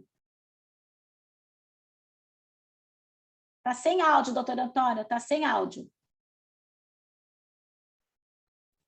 Estou falando que já está convidado para o almoço, certo? O próximo, quando for presencial, né? Então, eu queria falar aqui que a doutora Maísa já falou que está ok, então vou passar a palavra para a Ana Paula, para fazer a pergunta dela. Na realidade, acho que pergunta eu não tenho. A doutora Adriane é muito esclarecedora, os outros colegas já fizeram pergunta. Eu acho que eu só queria fazer aqui uma pontuação aqui das fake news, que eu acho que o que a advocacia está mais sofrendo hoje não é só as reformas em geral, mas são as fake news, que realmente hoje o cliente às vezes chega a discutir com a gente, que viu, e você fala que é fake news e ele não acredita em você. Lógico que a gente tem clientes muito bons que vêm e realmente acreditam no nosso trabalho, já tem uma indicação, já é cliente, mas eu acho que a advocacia tem sofrido muito com a fake news, né? Porque eu tinha, até com a reforma da especial aí, da aposentadoria especial, eu tinha muito cliente que ia complementar os 25 anos em 2020, 2021, só que são muito novos, 46, até 50 anos. E quando você falou que eles não teriam mais direito, eles querem o direito adquirido e somem do escritório. Não adianta a gente falar, olha, vamos mantendo, eu sempre falo, vamos mantendo contato, quem sabe vem alguma coisa que melhore, até, né, a gente sempre tem a esperança de melhora, mas devido a fake news, eles somem, até saem falando mal do advogado, né? Infelizmente. Na verdade, quando você fala, doutora Ana Paula, muito boas suas colocações, quando você fala aquilo que ele não quer ouvir, ele não quer mais, ele fala que você não é boa, então ele quer escutar de você que ele tem direito, quando na verdade não tem. Então ele vai procurar outras pessoas que trazem para ele essa resposta de que ele tem direito sim, e aí acabam cobrando dele antecipado, porque ele vai fazer um milagre, e aí acaba comprometendo a veracidade das informações e trazendo uma... E aí esse cliente vai ficando com ele até que ele consiga alcançar o direito mesmo, e a pessoa consegue, então, aquele processo não deu certo, agora a gente vai reafirmar a data, vamos fazer de outra forma, e acaba enganando esse cliente com a informação errada, com a informação equivocada. É uma pena que a gente tenha assim, mas a gente tem que combater as fake news e trazer um trabalho de valorização da advocacia previdenciária. A OAB São Paulo, eu lá na comissão agora, né, a gente tem feito um trabalho bem bacana em relação a essas questões. Inclusive, nós fizemos e-book sobre o guichê virtual, o INSS digital, e eu até vou pedir aqui, doutor Antônio, que para poder divulgar o e-book, é um trabalho, o e-book do guichê virtual é muito legal. Peço a vocês que entrem lá, sigam a nossa página no Instagram, que é o direito.previdenciário OAB São Paulo, porque a gente tem postado ali informações, cursos gratuitos, lives toda semana, webinários, e a gente tem feito um trabalho de divulgação para valorização da advocacia, que é justamente isso que a gente precisa. Dentro disso que você está falando, o advogado não acredita em você, porque nós acabamos ficando... essas fake news de advogados acabam deturpando a imagem daqueles que são os bons advogados. Então, os bons acabam pagando pelos maus, né? E a gente tem que mudar esse cenário e mostrar que aquele que está fazendo a propaganda errada é que está errado e que nós estamos certos dentro da nossa convicção. É uma pena, mas precisamos combater sim. Eu só queria, na realidade, agradecer à Comissão de Direito Previdenciário da OAB São Paulo, desde o doutor Sodero, né, que já veio ajudando muito. Eu tive, até comentar aqui rapidinho, eu tive um caso aqui que eu estava tendo problema com o Banco Mercantil do Brasil, eu mandei um e-mail, eu pedi para o Rodrigo se ele podia passar o e-mail pessoal do doutor Sodero, ele passou e foi resolvido o problema que eu estava tendo. Então, assim, eu quero agradecer que, desde o doutor Sodero, vocês têm feito um trabalho muito bom para a gente, tem ajudado muito. Obrigada. A gente estamos trabalhando. Essa semana nós estivemos em Brasília, eu fui para Brasília terça e quarta, porque estão querendo colocar, não sei se vocês estão sabendo, estão acompanhando, mas tem um jabuti numa medida provisória, um jabuti que foi colocado assim de forma absurda no dia praticamente da votação, isso veio do Ministério da Economia, foi o Guedes que mandou colocar o jabuti ali no meio, para acabar com a justiça gratuita. Isso foi aprovado do dia para a noite na Câmara dos Deputados, está no Senado, e aí nós fizemos um trabalho da comissão e do IBDP, para que a gente consiga tirar esse jabuti, porque ela é uma matéria processual, é uma matéria estranha, inclusive, ao tema que está sendo discutido, e que não pode ser discutido por medida provisória, matéria processual. E a gente foi visitamos vários gabinetes de senadores ali para tentar discutir isso. Inclusive, doutor Antônio, nós também levamos o pleito da comissão em relação ao destaque dos honorários na via administrativa, que há o projeto de lei 4830 de 2020, que é de iniciativa do IBDP. Nós conseguimos ali que o deputado Rodrigo Coelho encampasse essa ideia, e nós sentamos com o presidente do INSS nessa quarta-feira e com o deputado Ricardo Silva, que é de São Paulo, inclusive, e ele se dispôs a nos ajudar, ele é o relator do processo na Câmara. Nós subimos para o gabinete dele, nós fizemos o texto final em acordo com o presidente do INSS, então, e ele vai tramitar em regime de urgência no Congresso Nacional. Então, acreditamos que aí até novembro nós já tenhamos a publicação da lei alterando o artigo 115 para permitir o destaque dos honorários dos advogados na via administrativa. Isso vai ser muito bom, é o PL 4830. E também o PL 3914, também levamos aos senadores, já está aprovado pela Câmara, e está no Senado, para cobrar dos segurados a perícia judicial. Olha que absurdo, gente, o Estado não tem condições de assumir o orçamento, fizeram lá um pente fino, jogou todo mundo para fora do benefício e eles não estão dando conta das ações judiciais, está faltando dinheiro para a perícia e vai jogar no colo do segurado essa falta de administração, de planejamento dos benefícios por incapacidade. Então, a gente está vivendo um momento, assim, gente, muito difícil para a advocacia previdenciária, porque se a gente não fica de olho, se a gente... Imagina, eu pego a MP 1045 com a PL 3914, o que vai acontecer? O segurado no limbo jurídico previdenciário trabalhista, que ganha lá 4 mil, mas não tem renda nenhuma porque ele está no limbo, ele não vai, para ele entrar com a ação, ele vai ter que pagar as custas, porque ele não está inserido nem nos R$500 da renda per capita, nem nos 3 mil da renda familiar, e nem é de baixa renda. Mas ele está sem renda nenhuma, ele vai ter que pagar as custas do processo e ainda vai ter que pagar a perícia para entrar com a ação. O que vai acontecer com essa pessoa? Ele não vai entrar com a ação, vai ficar desamparado, e a gente vai ter um monte de gente aí desassistida, a não ser que o advogado assuma a perícia, que é o que a JUF está defendendo lá no Congresso, que o advogado pague a conta da perícia, já que ele vai ganhar no final do processo o valor dos atrasados dele. Então, é isso que está sendo defendido lá no Congresso, pessoal. Se a gente não estiver ali discutindo, falando o que é a realidade do nosso dia a dia, a gente nós vamos, assim, morrer na praia. Então, tomara que nós consigamos hoje, essa semana, aí, o resultado para a semana que vem. A doutora Simone perguntou aí se vai ficar gravada a palestra no Facebook. Vai ficar gravada no Facebook e na nossa página também no YouTube. Tá? A subseção criou já na página do YouTube. E eu quero falar para a doutora que tudo que a senhora faz lá na comissão, a gente divulga aqui, tem um grupo de direito previdenciário que divulga para todos aqui. Ótimo, então, a gente está bem... Estamos fazendo a nossa parte aqui. Né? É isso aí, obrigada. A primeira pergunta da doutora Márcia. Então, doutora Márcia.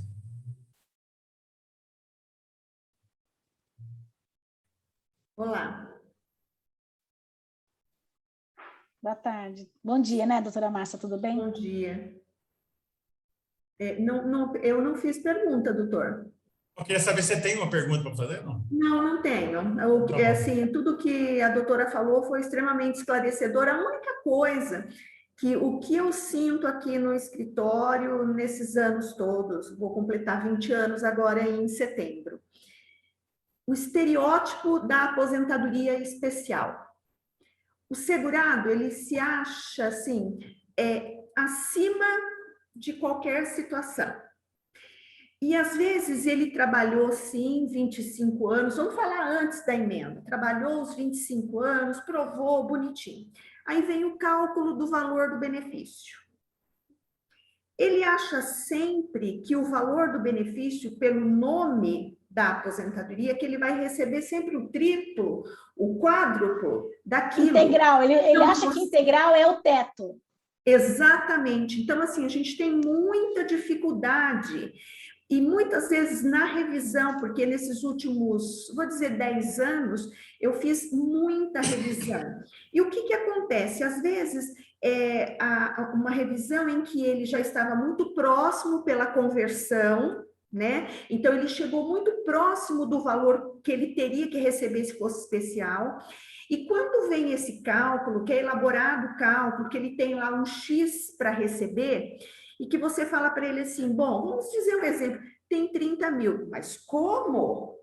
Eu sou aposentado especial e a média contributiva dele não é uma média significativa, ele foi especial? Foi, mas não tem aquela... Então, a gente sente muito essa dificuldade, tá? Muito. Agora já não mais, porque a dificuldade já da aposentadoria especial não vai trazer e o cálculo também é diferente.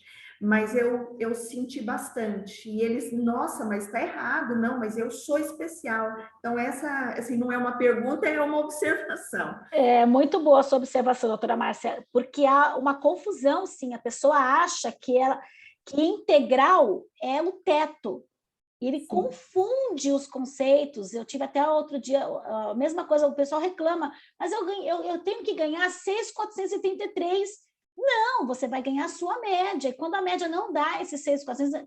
Nossa, eu tive uma dentista semana passada, que, gente, o processo dela deu Ela começou com outro advogado, não deu certo, destituiu, eu acabei pegando o processo no meio do caminho, saí do GEF, fui para o tribunal, demorou, o processo é de 2016, Doutora, posso fazer uma observação? Pode. Geralmente, essas pessoas que vão pulando de advogado nos aí dão trabalho quando chegam muito na mais, mão, é verdade. não é? E aí, exatamente isso, eu consegui ganhar a sustentação oral no TRF, deu um super trabalho, aí concedeu a aposentadoria, deu 4 mil e pouco. Nossa, essa mulher mandou um e-mail, onde já se viu, porque o meu amigo recebe 6.433, eu sou aposentada na especial.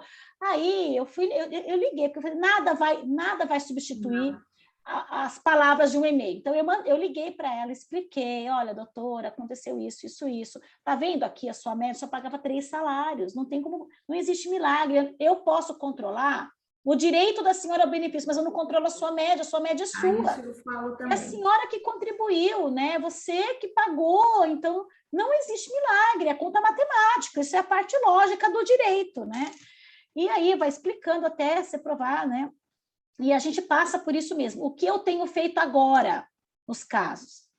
Eu tenho feito cálculo e a pessoa assina que concorda com o cálculo. Porque aí ela sabe que ela vai receber aquele valor previsto para o benefício dela. Porque então eu não entro com o processo no escuro. Porque o que acontecia às vezes? A gente entrava com o processo, eu faço a contagem, o direito... Aí quando chega o cálculo, a pessoa fala, mas não é isso. É só isso que eu vou receber? E aí gerava uma situação ruim, porque ela achava que eu tinha culpa do cálculo, ou que eu não tinha informado, então agora a gente faz o cálculo e manda a pessoa assinar que ela concorda com aquele cálculo. Mais uma coisa para eu fazer escrito, porque eu já faço tudo escrito. Mas faz o cálculo. Olha, estou ciente que o valor previsto, aproximado do meu benefício é aproximado, né? Porque não é aquele valor exato, mas em torno porque aí você tem um norte, né? E se não sai, para que a pessoa esteja ciente daquele valor. É uma maneira de você tentar coibir essa questão, né? Muito obrigada, doutora. Tá bom? Imagina, obrigada aí. Doutor Miguel, a palavra. Doutora Adriane, ultimamente tem surgido algumas decisões, eu estou vendo algumas ações, algumas decisões judiciais discutindo justamente a constitucionalidade dessas novas regras em diversos benefícios, tá? Inclusive, teve eu não sei se foi essa semana... Teve uma decisão de Sergipe, de aposentadoria por invalidez, falando que é inconstitucional o cálculo. Uhum. Exatamente. Aí, nesse ponto, eu te pergunto, até que ponto a senhora acha que seria... Eu não digo nem a viabilidade de um tipo de ação desse, mas não seria uma aventura jurídica, digamos assim, nas pessoas, por exemplo, no caso da aposentadoria especial especificamente, tá? A pessoa que entraria, que ainda falta um tempo para ela entrar, por exemplo, na regra de transição, mas ela já completou o que seria na regra anterior, digamos assim, antes da emenda 103. A senhora acha que seria viável um tipo de ação desse jeito, alguma coisa assim?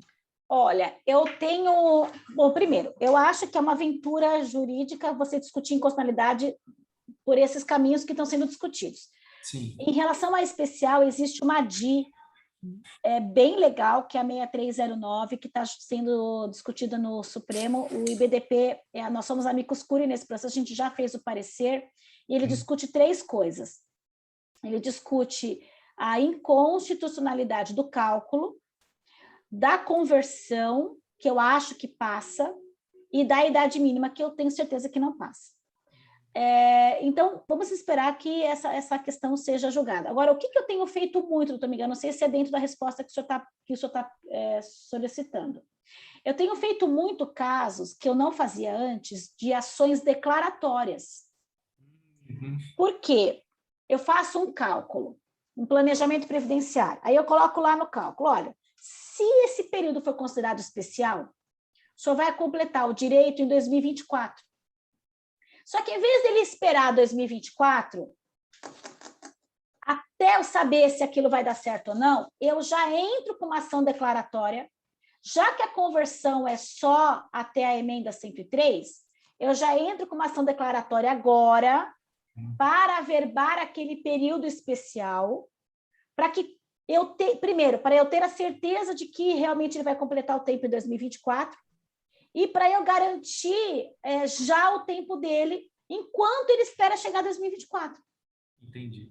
Então, eu tenho feito essas ações declaratórias em que eu tenho solicitado... Claro, eu tenho que entrar com pedido administrativo, junto aos PPPs, o INSS vai negar, eu entro com recurso e vou discutindo aquilo na via administrativa e depois o judicial, se for o caso, para eu ter a averbação daquele tempo. E aí eu peço no processo que seja expedida uma ATC, que é a averbação de tempo de contribuição, para que isso já conste no sistema do INSS, para que no momento em que o segurado completar o tempo, ele já tenha tudo homologado, resolvido ali, e eu possa ingressar com ação futura de aposentadoria especial por tempo de contribuição. Então, não sei se será dentro disso. Isso eu acho que não é uma aventura, né? Acho que isso seria uma coisa que é uma nova advocacia que eu tenho colocado, porque é uma coisa que a gente não fazia antes e que agora tem surgido bastante essa ação declaratória.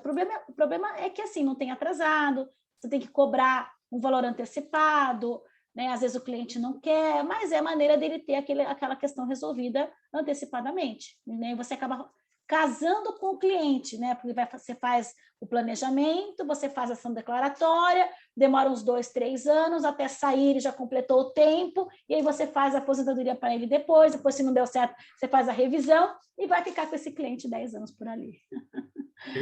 Perfeito, doutora. É isso mesmo. Então, muito obrigado, viu? Imagina, obrigada eu. Doutora, tem bastante gente assistindo a gente aqui, e então eu queria cumprimentar todos, agradecer a presença de todos aqui, na pessoa da doutora Maria Cristina Esquilassi, que é presidente da OAB de Espírito Santo Pinhal, uma cidade vizinha aqui. Que bacana. Também já declarou que é fã da senhora. Obrigada, querida, obrigada, viu? Um beijo grande para você. Bom, e aí então, já de palavra aberta, se alguém tem que fazer uma pergunta? Rafa?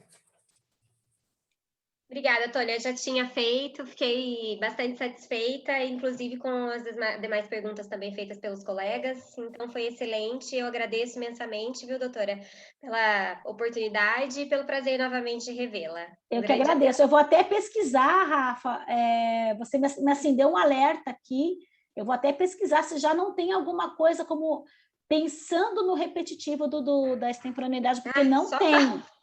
Tá? Espero não, que só não, falta né? essa. Mas eu tenho esse pensar. que está indo, está no STJ agora, mas aguardando. Provavelmente eles estão preparando a casa para isso. Eu vou até pesquisar para ver se eles já não tem alguma coisa já de alerta nesse sentido. Tá, ok. Obrigada, beijão. Obrigada eu. Beijo. Dá licença, eu tenho uma questão também. Tem um repetitivo, eu acho que é no STJ, que fala daquela... Assim, quando o PPP está 80 decibéis, aí aquela aproximação... Isso, como é que... ruído. É o tema 1083 do STJ, que fala do ruído variável. E a discussão é o seguinte: quando eu tenho um ruído variável, o que acontecia? O que é o ruído variável? Um ruído de, sei lá, 84 a 92 decibel. É um ruído variável, né? O INSS sempre vai considerar o menor, que é o menos vantajoso. Claro, é a cara dele. Só que a gente tinha 2 entendimentos distintos. A TNU adotava a tese da média aritmética, que é a soma e a divisão. Somo 84 mais 92, divido por 2 e dá tantos decibel. Só que ruído não se divide, ruído se soma. E aí o TRF3 vinha adotando o entendimento de que poderia ser, nesse caso, a média do ruído de pico, que é o de maior intensidade, porque ele se sobrepõe ao nível de ruído menor. E aí o INSS fez exatamente isso que a doutora Simone estava colocando, a doutora Rafaela fez todo um caminho, foi para o Centro Nacional de Inteligência e conseguiu afetar como repetitivo para entender que, para o INSS, ele quer que seja feito o cálculo do NEM, que é o nível de exposição normalizado. Só que o NEM só se calcula quando eu tenho o critério tempo para calcular a média dose, né? Para calcular a jornada de trabalho. O NEM ele é utilizado sempre que a jornada não for de 8 horas. Então, por exemplo, o segurado, a empresa fez a média dose, a dosimetria, e o ruído deu, sei lá, 89 decibel. Se a jornada dele for de 9 horas, esses 89 vão para 90 e poucos decibel, porque ele vai aumentar o tempo. Ou se a jornada for de 6 horas, vai diminuir. Então, o INSS quer que faça isso, quer que calcule pelo NEM. Só que o NEM só se calcula com o tempo de exposição. Se a empresa fechou, se a empresa faliu, se eu tenho ali um laudo coletivo do banco de laudos do TRF4, por exemplo, não tem como eu calcular o tempo, então eu tenho que adotar uma técnica. A técnica da média aritmética ou a técnica do ruído de pico. Nós, do IBDP, nós somos amicus curiae nesse processo, nós contratamos o Tufi Messias Saliba, que é um engenheiro de segurança, para ele trazer a parte técnica, o que é ruído de pico, o que é dosimetria, o que é NEM, para os ministros entenderem um pouco dessa parte técnica, porque o tema é técnico. E o Tufi disse assim, olha, não pode ser aplicada a média aritmética, porque o critério de ruído ele é algorítmico. E você não consegue, com a média aritmética, trazer a realidade desses algoritmos. E aí ele acabou entendendo que deveria ser considerado ruído de pico, que é o de maior intensidade, porque ele é o mais vantajoso para o trabalhador em caso de dúvida. Eu não posso utilizar a média aritmética, deve ser utilizada a média do ruído de pico. Então, é isso que a gente tem que estar defendendo nesse tema 1083 do STJ, só que ele é apenas para ruído variável. Se o ruído no seu PPP já foi feita a média, já foi feito o ruído da dosimetria, então não se aplicaria essa tese do ruído de pico, do ruído variável do tema 1083, tá bom? Mas é bem pertinente a sua pergunta, doutora Simone, obrigada, viu?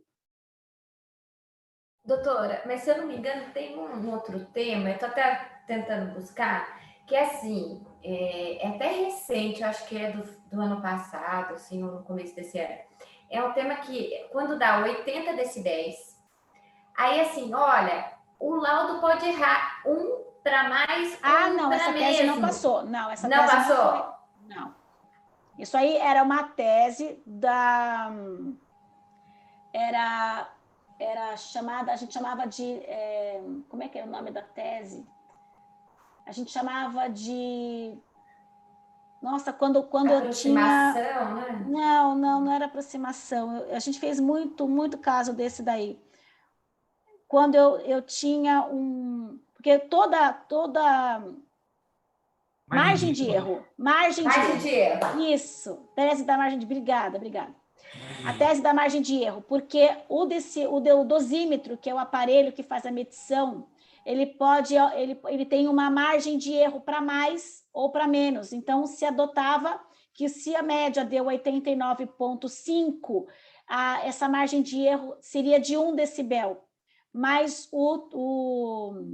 isso era uma tese do TRF3, mas o INSS acabou conseguindo, não emplacou como repetitivo, não foi emplacado como repetitivo, porque o STJ entendeu que essa tese já teria sido superada pela tese do 694, que é a tese do ruído, que é aquele do ruído acima de 80, acima de 90 e acima de 85. Então, essa tese da margem de erro, ela acabou sendo superada e não chegou a ser afetado como repetitivo.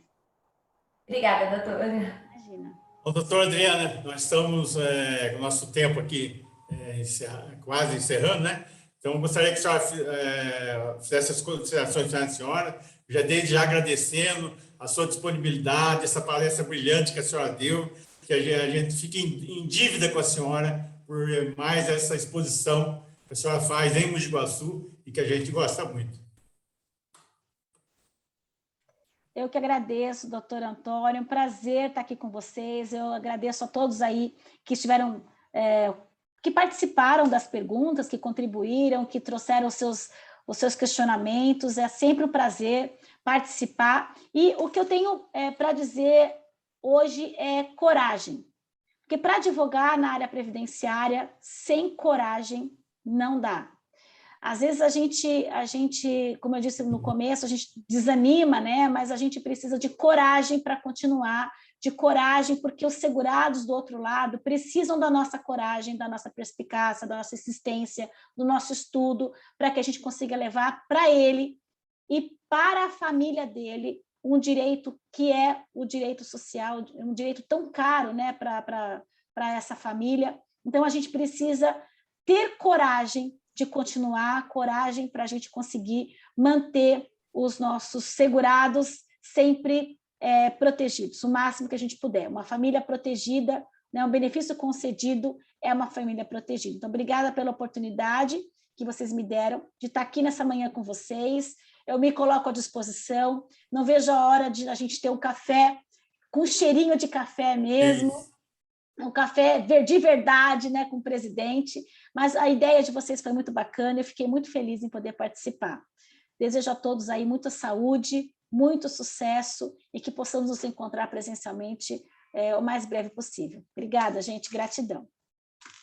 Eu agradeço todo mundo pela presença, em especial aí pela nossa equipe que ajudou a gente por trás das câmeras, que é o Gabriel e a Silvia, da OAB de Mogi Guaçu.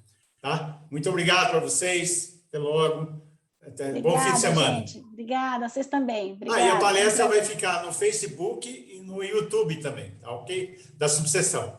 Tchau. Obrigada, gente. Um abraço. Tchau.